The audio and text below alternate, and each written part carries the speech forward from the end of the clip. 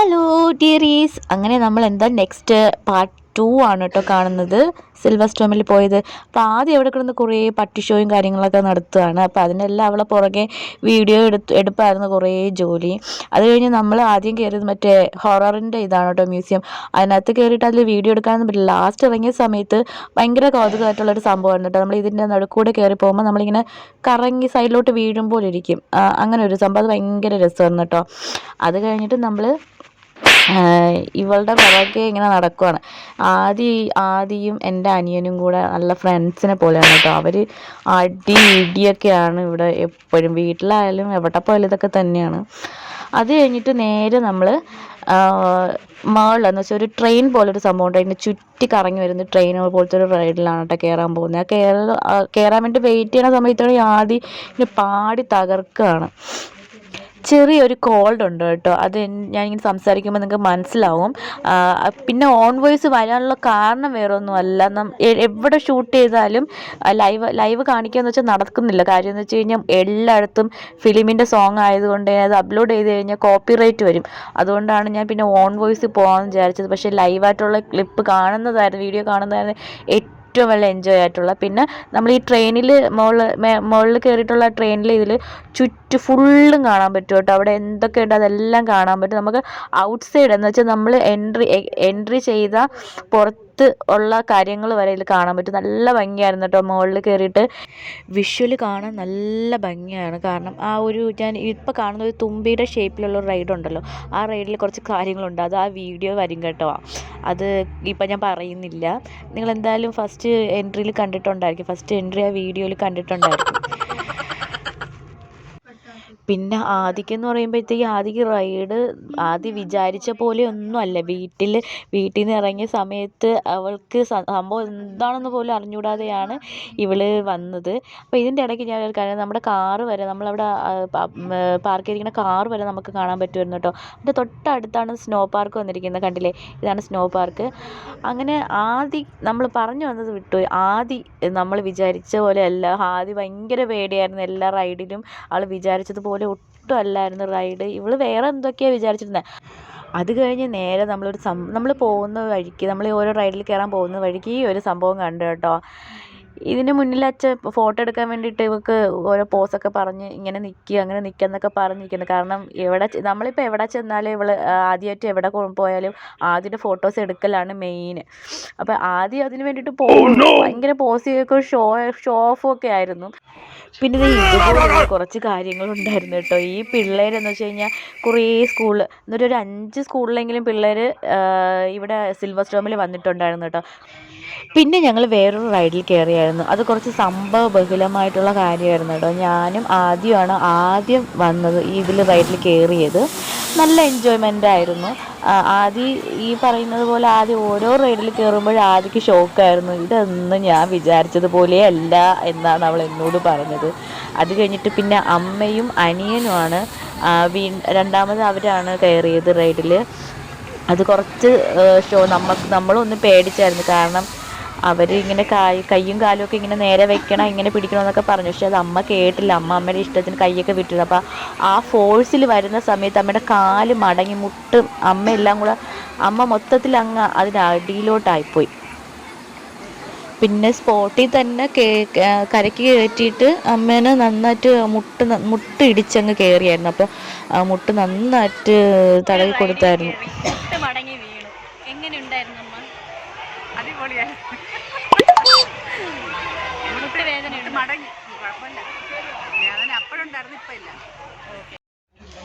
പിന്നെ നമ്മൾ സ്വിമ്മിംഗ് പൂളിൻ്റെ അവിടെയൊക്കെ വന്ന് നോക്കി നിന്നു. കാര്യം എന്ന് വെച്ചാൽ ഓരോ ടൈം ഉണ്ടല്ലോ. അപ്പം ഏകദേശം നമുക്ക് എല്ലാവർക്കും അറിയാമല്ലോ, ഇത്ര ടൈമിൽ മാത്രമേ ഇവിടെ ഈ കടൽ പോലത്തെ ഈ സംഭവം തിരമാലകൾ അടിക്കത്തുള്ളൂ.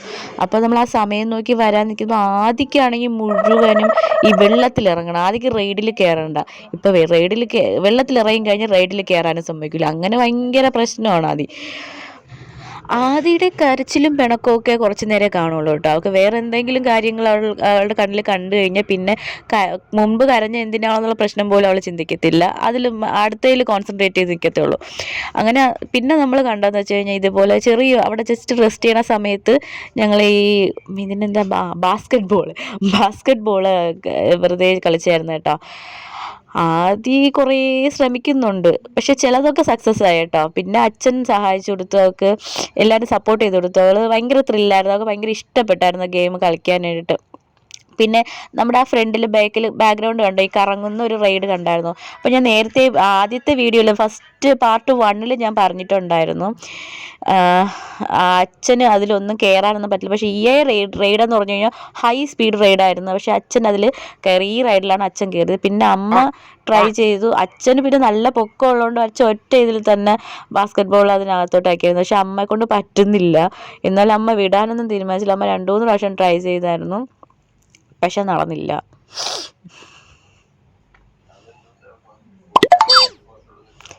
അത് കഴിഞ്ഞിട്ട് പിന്നെ ഞാനാണ് ട്രൈ ചെയ്തത് കേട്ടോ. മിക്കവാറും ആ താത്തേൻ്റെ മണ്ടടിച്ച് കീറുമായിരുന്നു.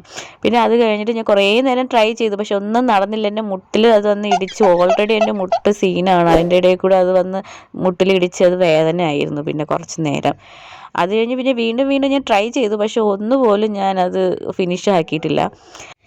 എല്ലാ റൈഡൊന്നും കയറാൻ പറ്റിയില്ല. ആദ്യം ഭയങ്കര പിണക്കമായിരുന്നു. ആദ്യക്ക് എല്ലാ റൈഡും കയറാൻ പറ്റത്തില്ല, അവൾക്ക് വെള്ളത്തിലുള്ള ഇത് മതിയെന്നും പറഞ്ഞിട്ട്. അങ്ങനെ വെള്ളം കണ്ടു കഴിഞ്ഞാൽ വലിച്ചഴച്ചുകൊണ്ട് പോകേണ്ട സിറ്റുവേഷനായിരുന്നു സിൽവർ സ്റ്റോമിൽ ഞങ്ങൾക്ക് എല്ലാവരുടെയും ജോലി.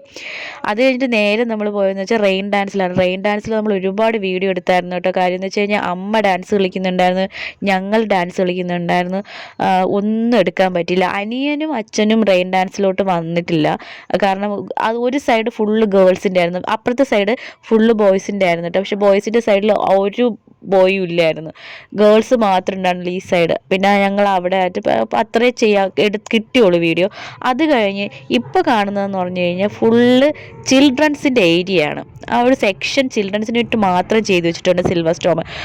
അതുകൊണ്ട് തന്നെയാണ് ഒരുപാട് പിള്ളേർ ഇവിടെ ഒരു 5 സ്കൂളിൽ നിന്നെങ്കിലും ഞാൻ നേരത്തെ പറഞ്ഞ പോലെ വന്നിട്ടുണ്ടായിരുന്നു. അതുപോലെ തന്നെ ആദിക്ക് വേണ്ടിയിട്ട് സിംഗിൾ ഒരു വീഡിയോ എടുത്ത് ആരെങ്കിലും അതിൻ്റെ ഇടയിൽ വന്ന് സ്ട്രക്കായി നിൽക്കും കേട്ടോ. ഇവിടെ വേറൊരുത്തൻ വന്ന് നിൽപ്പുണ്ട്. അത് കഴിഞ്ഞ് ഒരുപാട് വീഡിയോ എടുക്കാൻ പറ്റിയ നല്ല വിഷ്വലൊക്കെ കിട്ടുന്ന ഒരുപാട് ഈ ചിൽഡ്രൻസിൻ്റെ ഏരിയ തന്നെ ഉണ്ടായിരുന്നു കേട്ടോ. നല്ല ഭംഗിയായിരുന്നു, കുട്ടികൾക്ക് എൻജോയ് ചെയ്യാൻ പറ്റിയൊരു പ്ലേസാണ് ഈ ഒരു സെക്ഷൻ.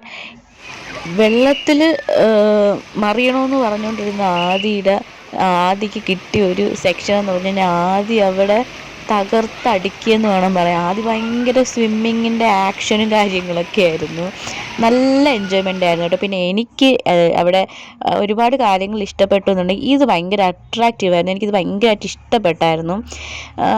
പിന്നെ ഇതൊക്കെ നല്ല രസമുണ്ട്. ഇവിടെ ഒരു കോമഡി സ്റ്റാച്യൂസൊക്കെ ഉണ്ടായിരുന്നു. പിന്നെ അത് കഴിഞ്ഞിട്ട് എത്ര വിളിച്ചിട്ടും ആദ്യം വരുന്നില്ലായിരുന്നു. ഈ സെക്ഷൻ അവൾക്ക് ഭയങ്കരമായിട്ട് ഇഷ്ടപ്പെട്ടു.